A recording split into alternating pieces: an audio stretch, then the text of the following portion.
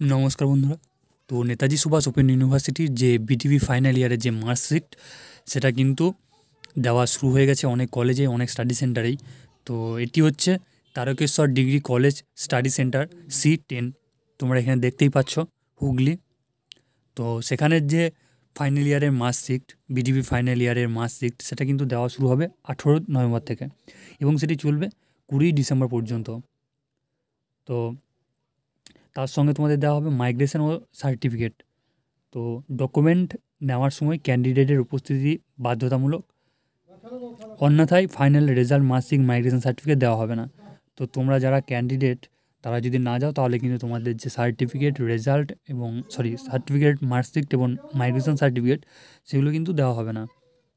তো তো তোমাদেরকে যে প্রভিশনাল এনরোলমেন্ট সার্টিফিকেট ও আইডেন্টিটি কার্ড এগুলো কিন্তু তোমাদের নিয়ে যেতে হবে, অ্যাডমিট কার্ড, এই ডকুমেন্টগুলো নেওয়ার জন্য।